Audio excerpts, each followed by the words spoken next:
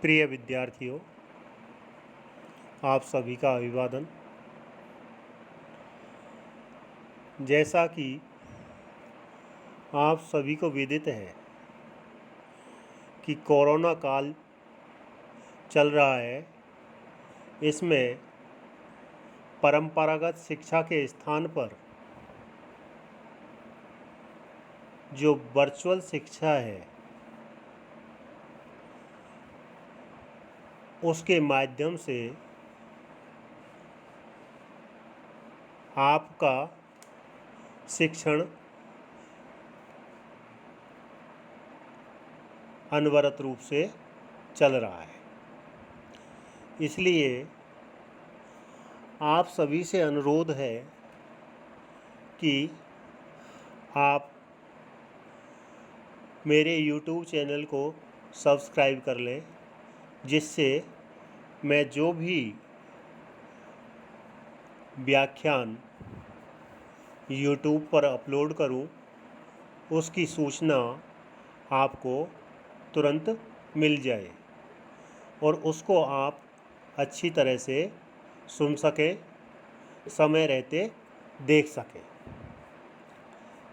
साथ ही YouTube channel को subscribe भी करें और उसको लाइक भी करें, जिससे आपकी सजगता का पता भी चलता रहे कि आप ई व्याख्यान को सुनते भी हैं या नहीं। इसलिए आपका यह शिक्षण अनवरत रूप से जारी रहे। इसी क्रम में हम अपने मूल बिंदु पर आते हैं कि समस्या नाटक के संदर्भ में ध्रुव स्वामिनी का आकलन, यानी ध्रुव स्वामिनी समस्या नाटक है या नहीं। ध्रुव स्वामिनी प्रसाद जी की अंतिम कृति है और अंतिम कृति होने के साथ साथ नाट्य कला की दृष्टि से सर्वश्रेष्ठ एवं सफल नाटक भी माना जाता है। ध्रुव स्वामिनी नाटक का प्रकाशन 1933 में हुआ। इस नाटक में प्रसाद जी ने भारतीय समाज की एक अत्यंत महत्वपूर्ण समस्या को उठाया है और उसे बौद्धिक यथार्थपरक रूप में प्रस्तुत किया है। जिस तरह पश्चिमी यथार्थवादी नाटक जीवन की विसंगतियों और विडंबनाओं को अपने यथार्थ रूप में प्रस्तुत करते हैं, उसी तरह ध्रुव स्वामिनी नाटक में भी स्त्री की दलित शोषित स्थिति को उसके वास्तविक रूप में प्रस्तुत किया गया है। इतना ही नहीं, ध्रुव स्वामिनी की स्थिति को व्यक्ति और समाज के द्वंद्व के रूप में भी रखा गया है। समाज और परिवार में उसका क्या स्थान है, इसी प्रश्न को लेकर नाटक चला है। इसके साथ ही जुड़ी हुई दूसरी समस्या उभर कर सामने आती है शासक और शासित के संबंधों की, यानी शासक और शासित यानी राजा और प्रजा के संबंधों की।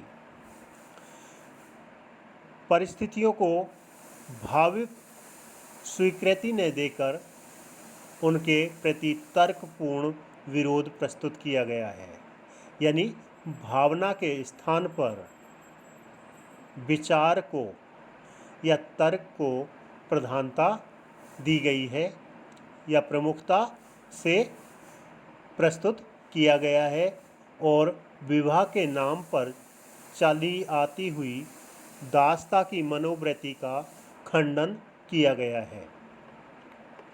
इस तरह यहाँ बुद्धिवाद से प्रेरित वैचारिक तार्किकता का स्वर प्रधान है। यानी विवाह जो है उसको यहाँ मूल तरीके से उठाया गया है कि यानी विवाह किस प्रकार का होना चाहिए, किस किस उम्र में होना चाहिए, उनके मध्य किस प्रकार से रिश्ता रहना चाहिए, इन सभी चीज़ों को, इन सभी स्थितियों को प्रसाद जी ने ध्रुव स्वामिनी नाटक में अपने यथार्थ एवं बौद्धिक तरीके से उठाया है या उजागर किया है। वास्तव में शिल्प के स्तर पर भी पिछले नाटकों की प्रवृत्ति को छोड़ते हुए यह नया प्रयोग हुआ है। एकहरा कथानक, कम संख्या में पात्र, रंग संकेतों की स्पष्ट योजना, स्थान, समय और कार्य की एकता, यानी संकलन त्रय, जो पिछले व्याख्यान में बता दिया गया है कि संकलन त्रय के नाम से टिप्पणी भी आती है पेपर में कि संकलन त्रय से आप क्या जानते हैं, या संकलन त्रय पर आप टिप्पणी लिखिए। समय, स्थान और कार्य की एकता, जिसके माध्यम से कथा वस्तु में प्रभावान्विति आती है, यानी कथा वस्तु प्रभाव उत्पन्न करने वाली हो जाती है। आदि के आधार पर लेखक यथार्थवादी नाटक की ओर प्रवृत्त होता सा प्रतीत होता है। भाषा में बोलचाल की सहजता और संवादों में बौद्धिकता और तर्क की प्रधानता है। अभिनय के लिए सांकेतिक मुद्राओं के संकेत हैं। अधूरे वाक्यों का प्रयोग भी खूब है, जो पात्र के भीतरी वैचारिक टकराव का एहसास कराते हैं।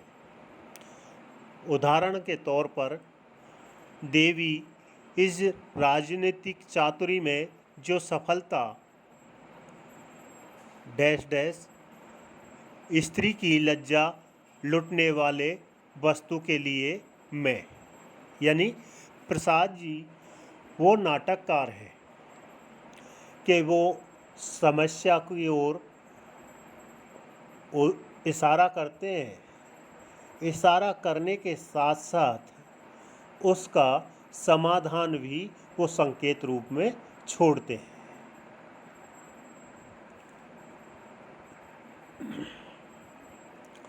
ध्रुव स्वामिनी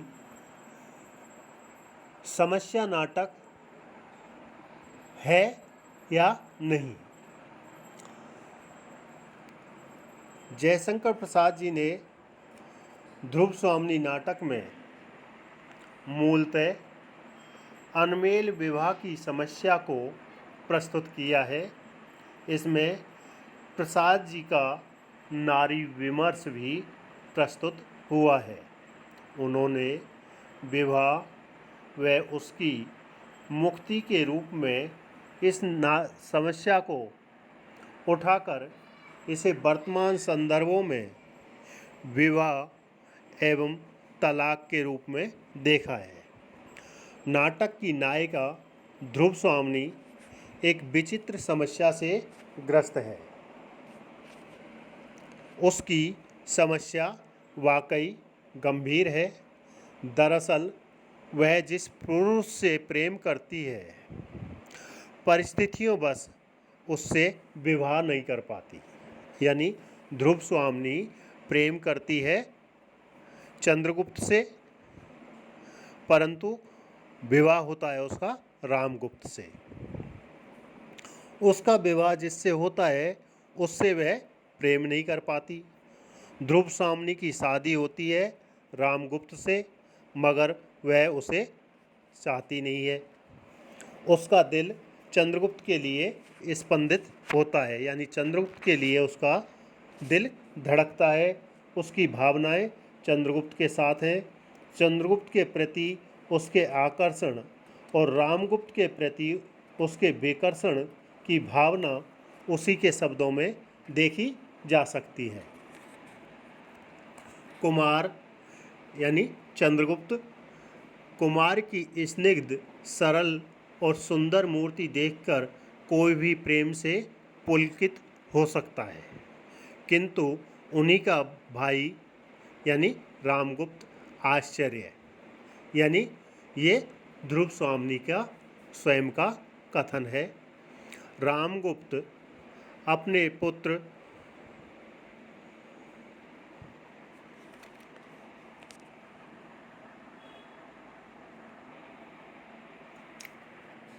यानी यहाँ से दोबारा आप सुने कि रामगुप्त जो है वो कायर है, क्लीब है यानी नपुंसक है।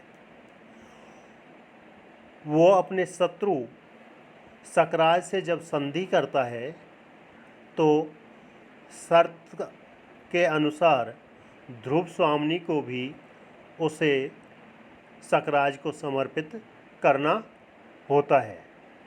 ऐसे में ध्रुव स्वामी शाश्वत मुद्दा उठाती हुई रामगुप्त से स्त्री गौरव, गरिमा एवं कुली मर्यादा पर प्रश्न करती है कि ध्रुव स्वामी रामगुप्त से पूछती है कि आपको मुझे सकराज को सौंपने का अधिकार किसने दिया? आप स्त्री की गौरव से परिचित नहीं है या उसकी गरिमा से अनभिज्ञ है, या आपने अपने कुल की मर्यादा को ताक पर रख दिया है?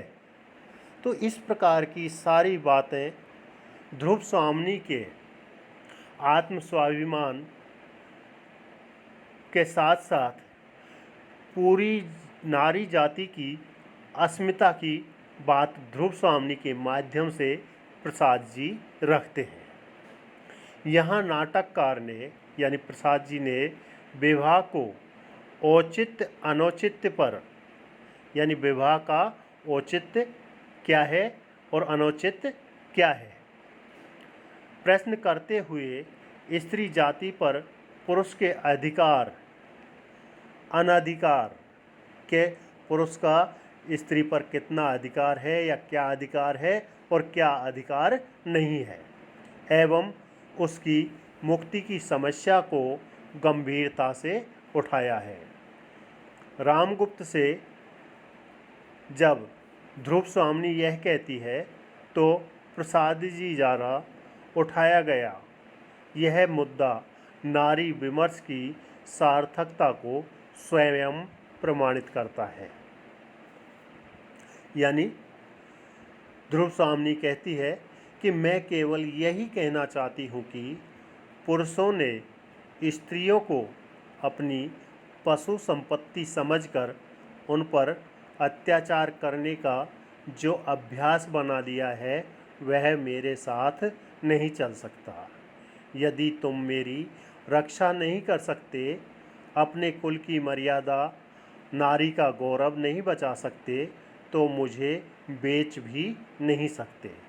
हाँ, तुम लोगों को आपत्ति से बचाने के लिए मैं स्वयं यहाँ से चली जाऊँगी। यानी ध्रुव स्वामी यहाँ खुलकर यानी निर्द्वंद भाव से अपने पति रामगुप्त से कहती है कि तुम अगर मेरी रक्षा नहीं कर सकते तो तुम मुझे सकराज को सौंप भी नहीं सकते, यानी बेच भी नहीं सकते। आपको स्वयं की कुल की मर्यादा का भान नहीं है, आपको स्वयं के गौरव का कोई सम्मान नहीं है, आपके कुल का कोई मान नहीं है, तो आप ऐसा नहीं कर सकते। यानी स्वयं तुम अपनी मर्यादा स्वयं ताक पर रख रहे हो।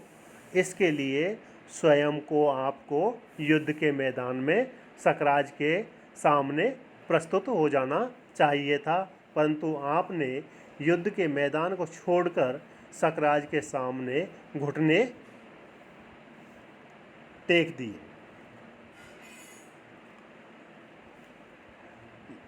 साथ ही समस्या का समाधान।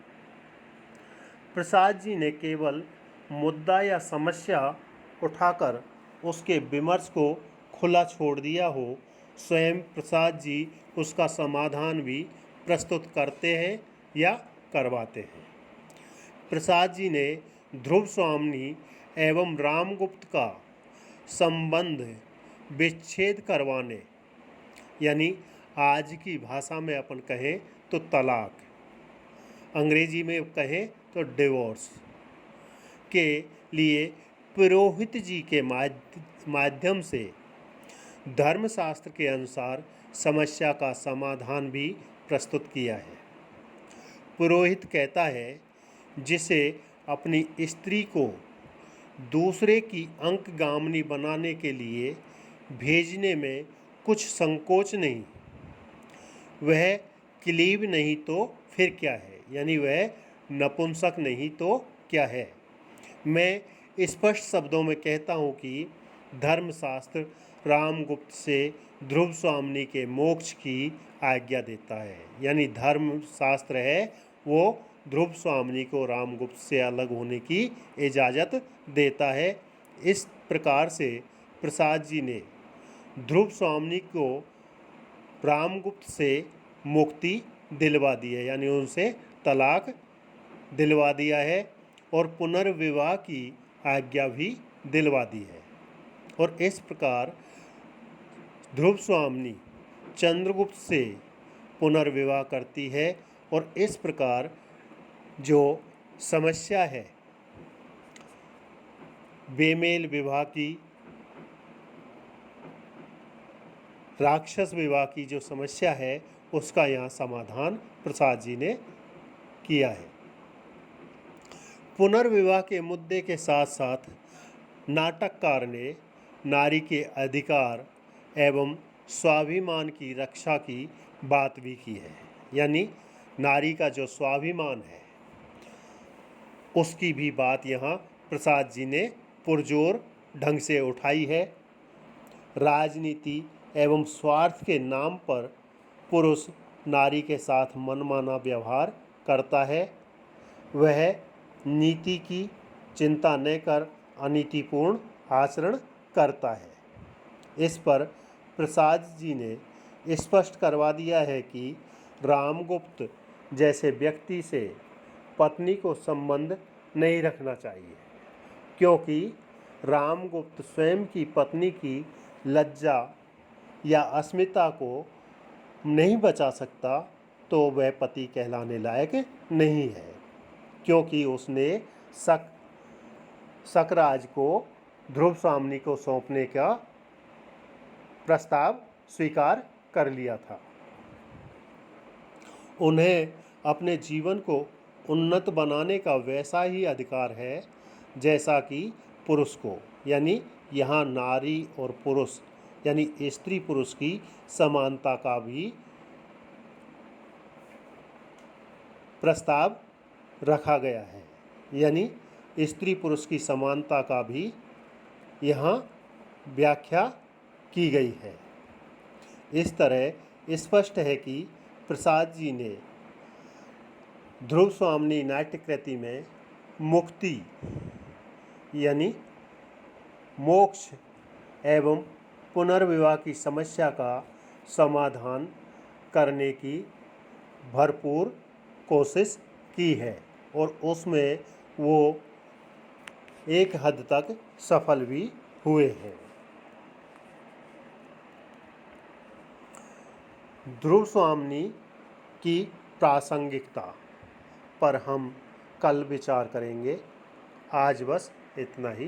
धन्यवाद।